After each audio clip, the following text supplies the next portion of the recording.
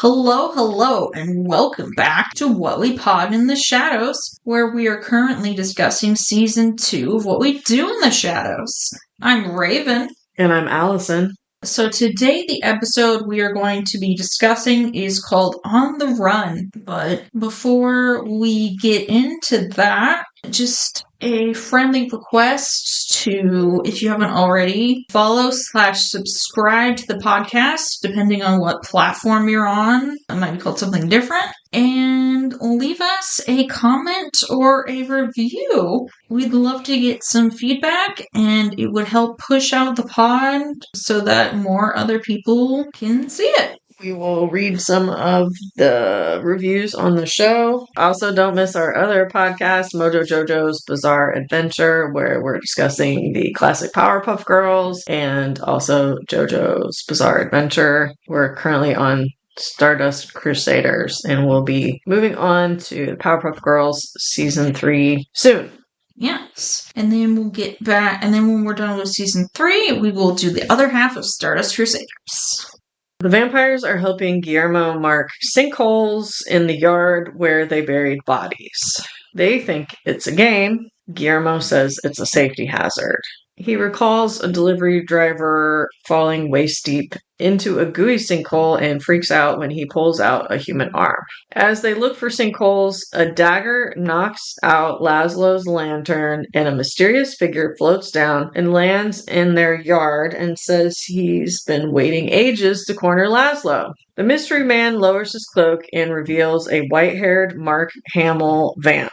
Laszlo doesn't recognize him, but the stranger says Laszlo rented a room from him in California. Laszlo went to California to make a deal with the devil at the crossroads to make himself a better guitar player, as one does, not realizing at the time the crossroads were more likely in Mississippi, or, somewhere else in the South. Laszlo didn't pay the last month's rent or the security deposit, so now the other vampire demands that Laszlo pay him his debt or duel him. Laszlo refuses to pay and accepts the other vampire's duel. They stand back to back and are supposed to take 10 paces, but at 4 paces, Laszlo turns into a bat and flies off. The Mark Hamill vampire falls into a big sinkhole chasing after him. Laszlo runs off to a hotel where he retrieves a disguise from the vents. He writes Nadja a farewell letter in which he refuses to tell her his new identity or location. His disguise consists of a toothpick and blue jeans. He also writes Nadja a letter saying he has to disappear forever. He goes to Clairton, Pennsylvania, and takes over a bar and grill. He killed the owner and now goes by the name Jackie Daytona. I think I wrote down the name of the bar and grill somewhere, but Lucky Bruce. That sounds right. He's super popular in the town and takes an interest in the girls' volleyball team. He covers all the mirrors in the bar and sleeps in a chest freezer. The girls' volleyball team qualifies for state, but they don't have the money for the tournament fees. Laszlo notices the bar waitress can sing, so he has a talent show at the bar to raise money for the volleyball team. I don't know why I can't talk and read. I think her name is Lucy. Yes, this is in my notes. The vamps back in Staten Island are playing cards, but Nadja runs off crying. Colin tries to make a move on her and kiss her, and she rejects him, which he claims that the rejection was basically an energy Thanksgiving feast. And then I think he tried to make out with the doll Nadja also, and she also rejected him, which I think he said was somehow worse. Yeah. So I'm not sure if I totally believe him that he just did it because he assumed she would reject him because he wanted, because the awkward rejection was his chance to feed, but I don't know. It could go either way with him. Yeah. That Laszlo said that he wanted to run off to Pennsylvania because it sounded like Transylvania. Yeah. And he pretends he's from Arizona, but he says it like Arizona. So the vampire from earlier, whose name we find out is Jim the vampire, wanders into Jackie's bar looking for Laszlo. He doesn't recognize Laszlo when he goes to get a drink and tells him he's looking for a pestilence masquerading as a man. Laszlo says that ordinarily he'd run off, but that's not what Jackie Daytona would do. So he stays in town for the talent show, where they've raised enough money to pay the tournament fees for the volleyball tournament. Lucy goes up to sing when Laszlo notices Jim at the bar. Jim says he wants to pay a few bucks to help out the volleyball team, even though he's very poor because of being swindled years ago. Laszlo goes to make Jim a martini, but as he does so, the sheet over the mirror behind him falls off, revealing that he has no reflection. Jim calls him a charlatan, but doesn't realize Jackie Daytona is actually Laszlo until he takes the toothpick out of his mouth. These vampires are very easily fooled. I was going to mention that she was singing Simply Irresistible. So, they kind of did almost like a will they, won't they romance with Jackie Daytona and Lucy, and I'm just kind of like, ugh. Because, she just, seems young. Yeah. I don't know. So, Jim the Vampire and Laszlo hiss at each other, and the other people in the bar freak out at the vampires. They fight throughout the bar, briefly holding pool sticks like lightsabers, then break the pool sticks in half and cross them like crucifixes and burn each other. Laszlo shoots fire at Jim and misses and catches all the money on fire. The crowd finally runs out and there is no way to save the money. Laszlo gives Jim a singing fish to pay his debt, saying it is one of a kind like a mechanical Turk. Laszlo says goodbye to Lucy and tries to drive away in an expensive truck he bought, but crashes it into a building because he never learned to drive. So then he flies away as a bat. He goes back home to Nadja and Co. Nadja is stoked, but Nandor isn't different. Laszlo says that Jackie Daytona rubbed off on him a little because he decided to burn down the bar for the insurance money to fund the women's volleyball team and send them to state. However, one of the waiters was still in the building, so he burnt down a historical building to pay for his funeral. He hypnotized the town to forget about the vampires and put Jim in charge as the coach for the volleyball team.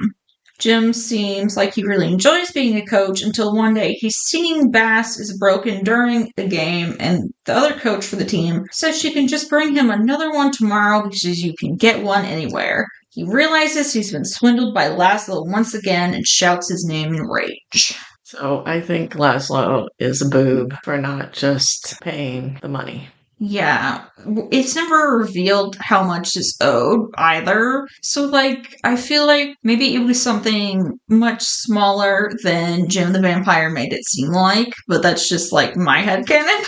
Well, it was. So he said he'd been looking for Laszlo for 167 years. So whatever, what did he say? Room and the deposit. So the rent and the deposit. So whatever that would have been 167 years ago probably would be not very much money, at least today. Yeah. So I don't even know if he said that he wanted interest, because that would be a whole other thing. Yeah, yes. But even if you're talking about today, maybe at most $2,000 or something. But it was probably under $200 or something back then. I'm betting it was $150 is all he owes them. Yeah,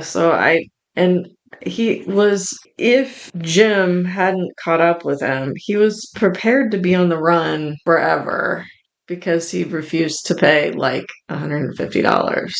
Yeah. Or even just negotiate with the guy, something. Maybe they had a treasure in the house that he might, because he was fine with the fish. Yeah. They could have found him silver candlesticks or something that maybe the guy would have been happy with. Yeah.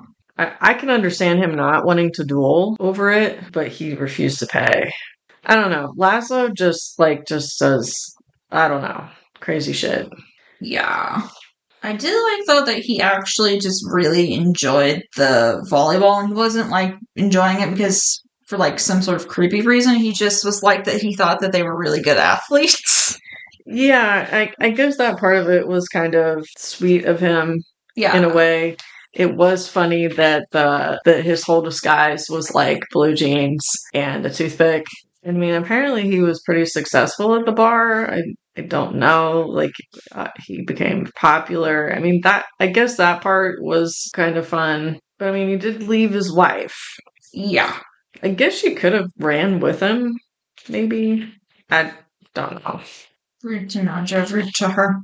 And I mean, I appreciate the Mark Hamill cameo, but I feel like maybe he could have been used a little bit better in the show. Yeah. And one reason that Nandor was unimpressed that Laszlo came back home was because all that stuff happened within a week. He was gone for a week. So I'm not sure that I buy him becoming that popular and like him loving the volleyball team and all that stuff. Yeah. It occurred within a week. And I also didn't understand him if he burnt down a historic building, how that would have been used. Because he didn't own the historic building, I'm assuming, to pay for the man's funeral. Also, he bought an expensive truck that he didn't know how to drive, but he couldn't pay Jim the money back that he actually owed this man. Yeah. I think it was a new truck too, so it's probably at least like $50,000. Well, I mean, I guess it just depends. But it was kind of a big truck. Like, I'm not good with makes and models and all that stuff, but it was like, it wasn't just like a little pickup truck. It was like a bigger truck. So, I mean, I guess I do like that he did their, they kind of found a purpose for Jim the vampire, although, I'm not sure if he's going to want to come after Laszlo because the thing that he repaid him with was just like a cheap singing fish. Yeah. But like, he kind of had a purpose in the town and stuff.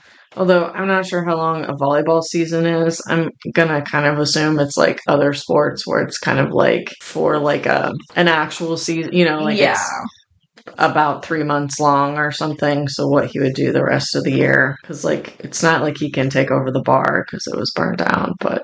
Well, and also Laszlo got money from the bar burning down. Like he went through all that, and he insured the bar. Like it's just, I don't know. Yeah. There's a lot where I'm just like, I don't quite believe it. And again, why did he not just pay Jim? He will do literally anything to avoid paying Jim. And like Jim didn't seem like a crappy person or anything necessarily. Like once he talked to him. Yeah. And other people Laszlo has disliked, they have been like actual like assholes, but he just wanted his money that he was owed.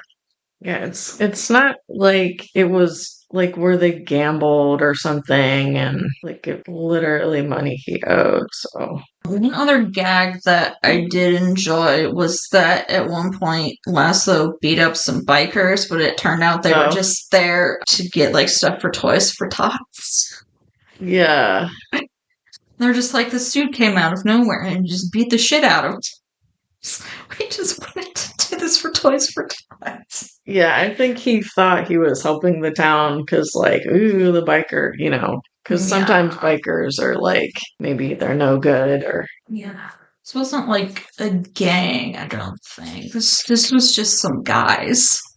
Like usually the show kind of has like 2 main stories or sometimes 3 stories going on. Yeah. And I mean they did jump back to the vampire house like briefly, like while they were playing cards, but it didn't really have multiple plots going on. So I don't really have a whole lot to say. I think I've said before I just don't really enjoy Laszlo all that much, and then like his like the schemes and stuff that he gets up to, I don't know. Yeah, every once in a while he'll do something, and I'm like, I did enjoy that, but I'm a huge Laszlo fan myself. I'm kind of surprised they didn't like try to like go find him or something though. I don't. Yeah, no effort was made on their part. Because obviously, like, Jim must have left because he did eventually find him there in Pennsylvania. But it's not like Jim was, like, hanging around to see if he would come back. And that's why they were, like, worried they would lead Jim to him or something. Yeah. Anyway, I guess I could say something about the sinkholes. I mean, they could get some fill dirt or something, like once they kind of sink a little bit and put more dirt or like get some rocks. But I'm not sure what else they could really do with the bodies. Yeah, unless like, they find like another place to bury them. If they like dump them in the river or something, like after a while, there's going to be like the town's going to think there's a serial killer or something. Yeah. And I'm sure there could be like maybe some wood, like, maybe like a park or like a wooded area that they could bury people in. But I mean, I think if Guillermo was doing it by himself, which a lot of times that's kind of what they make him do, it would be difficult for him to do. Indeed. He could get caught. So it'd be like the vampires more would have to do it. I don't know. Or they could like do the creepy thing and like just put them through a wood chip or something. Yeah. Like fertilize their topiaries with it. I don't know. Like turn them into mush with like acid or lime or something, like in Breaking Bad.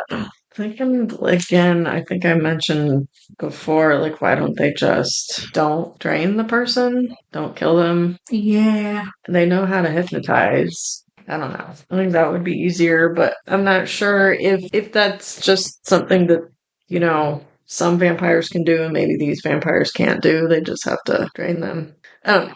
Alright, I guess we're gonna end the episode here. Thank you all so much for listening, and again, I just request that if you haven't already to follow/subscribe to the podcast and leave us a comment or review. Press all those buttons. Exactly. So until next time, remember, you're dead and out of this world. Goodbye. Goodbye.